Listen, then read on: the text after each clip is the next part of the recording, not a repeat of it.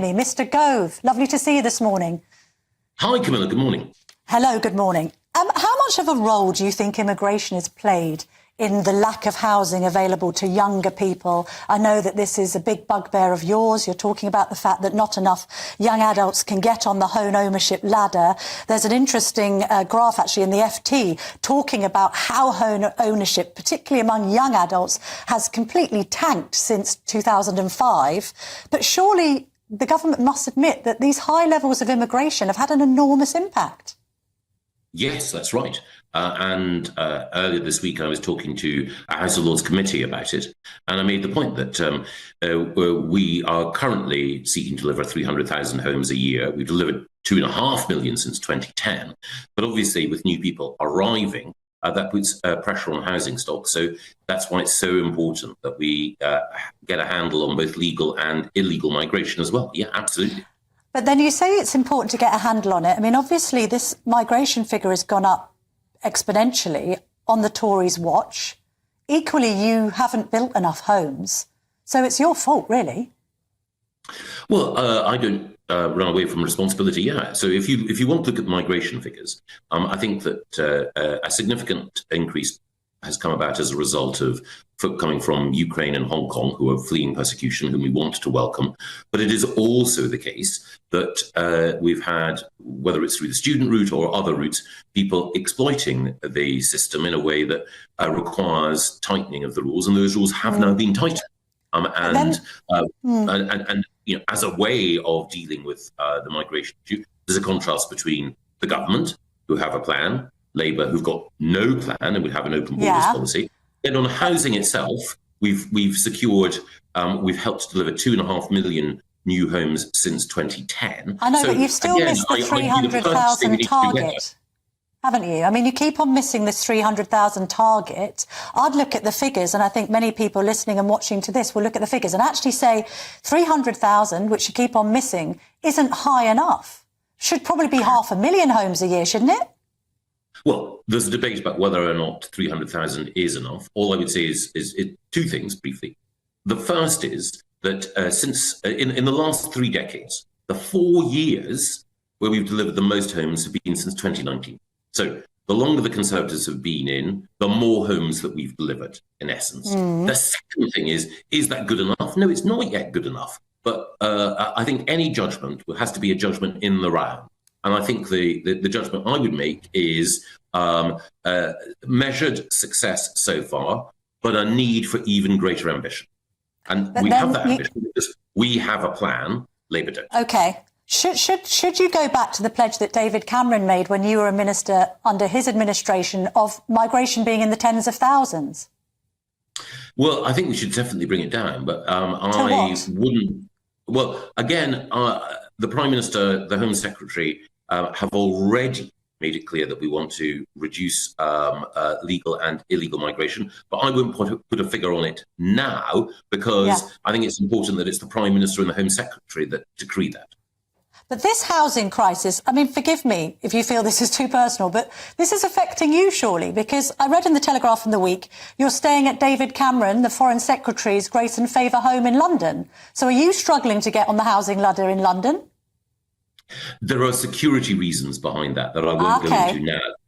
All right, OK, but you can appreciate the problem. Oh, yeah, gosh. And I've got 2 children who are 20 and 19. They're both students, but I see every day the challenges that they face as a result of rental costs in Manchester and in Cardiff. So absolutely. But even if I wasn't directly personally affected, anyone in my job looking at the situation that we face would want to help. And again, one of the things that I would say is that there's been a determined effort on our part to look at every way in which we can increase new homes. Last year, we introduced legislation to try to unlock housing where it's been blocked by environmental red tape. It would have unlocked 100,000 new homes. But Labour voted against it. I know, but you have had Tories in your own party being very NIMBY. You know, you had Theresa Villiers and others saying that they wanted you to scrap the 300,000 target. So the Tories haven't really got their powder dry when it comes to arguments about whether you should build more housing. You've got Simon Clarke on one side and Theresa Villiers on another. I think with respect to the 300,000 target, I don't think there's anyone who's in the Conservative Party who's argued that that's wrong. There will always be individual MPs with constituency interests that will want to make sure that new housing is delivered sensitively. And whether they're Labour or Conservative, that is totally legitimate. But there's a difference between a party saying that its policy is pro-builder, not blocker. And then when we bring things forward, every single Conservative MP, every single Conservative I know, backed our proposals for new homes, and Labour were whipped to a man and woman against it. So this is not about individuals. This is about a party that makes big claims, and yet, as we see time after time, it turns turtle. And that's why Keir Starmer is the jellyfish of British politics. He's transparent, spineless, swept along by the tide. All right, we've heard the jellyfish line before. Let's talk about an individual you know very, very well, Boris Johnson. There's calls in this morning's papers to bring back Boris. What do you say to that, Michael Gove? I think every Conservative should be, as part of the big Conservative family, doing all we can in order to make sure that Rishi is re-elected as Prime Minister. I think Boris has got enormous gifts, and I would hope that Boris would play a role along with every Conservative in the electoral fight ahead. But Boris, it's up to him. He's already done great service to this country, and that has to be respected as well. Well, he said he wants the Prime Minister to give him a call. So Rishi Sunak should pick up the phone this week, shouldn't he? Well, maybe they should even go for a drink together. I don't know, but whatever. Have you been for a drink with Boris Johnson lately, Mr. Gove? Not in the last 2 weeks, no. In the last 2 years? Yes. Have you? But are you back on good terms with Mr. Johnson? Well, again, when my friend Kemi Badenoch was on this programme, I think the other day, she made the point that people are not interested in tittle-tattle about politics. The soap opera is sometimes of interest to some, but the main thing that people are interested in are politicians doing their job effectively? Are they delivering? And I think the Prime Minister is delivering in helping to reduce taxes, helping to lower inflation. OK, we don't need a party political broadcast, Mr. Gove. Thank you. You mentioned Kemi Badenoch there, and by the way, I'm honoured that you watch this show and that you tune in and you saw her great performance in the seat next to me. I am intrigued, though. I'm a regular GBNews viewer. You're very kind, thank you. Michael Gove did something that was very, very annoying, she told The Times this week. What did you do that was very, very annoying? Well, again, there are a number of things that occur in politics where, as an individual, as you put forward your policy proposals, you don't always necessarily put them forward in a way that carries everyone with you. But the important thing I would stress is... Which policy proposal did she not like from you? The important thing is that away from the soap opera, Kemi is doing an amazing job. She has secured membership of the world's biggest free trade... Why aren't you telling us what's happened?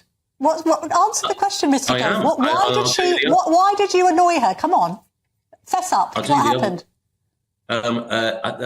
Camilla, I annoy all sorts of people all of the time. If I ran through all of the ways in which I'm annoying, then I'd be on here until the end of Nigel Farage's show on Thursday. So my list of irritating qualities is there for all to see. But the one thing that I am keen on is making sure that all of us as Conservatives recognise that when you've got a really talented minister like Kemi, who is delivering for people in Port Talbot by supporting the steel sector, delivering for people in Sunderland by backing Nissan's expansion, securing our membership of a new trade bloc, and also making sure that on key issues like protecting women's spaces and protecting children, that the equality legislation is fit for purpose. She is doing a bang-up job, and she is one of the number of Conservatives in our cabinet who, like Laura Chalk, Claire Coutinho, Richard Holden, and Mr. Gove, who are brilliant next-generation leaders. Very, very quickly, I was going to ask you for your view on Park Run, because I know you're a runner. Should they have scrapped all the records, yes or no? You've seen this story, no doubt. They've scrapped the records because they want transgender people to be included in the records, and women have said that's an outrage. Remember the Park Run people that run those events through parks across the UK? Should they have scrapped women's records, yes or no, do you think, Mr. Gove? I don't know this story, but the one thing... But the one thing that I would say is it is absolutely vitally important that women's sport remains an arena where women and girls can compete and can feel safe, whether that's in the changing room or on the sports field. I talked to a couple of sporting bodies about the importance of that. Mr. Gove, it's been a delight to speak to you this morning. Thank you very much for your time, and thank you for tuning into GB News. And no doubt you'll be watching the People's Forum with the Prime Minister tomorrow. Yeah, I will. And good luck with the show, Camilla. It's been a big success since you took over. Thank you very much. Take care. Thank you.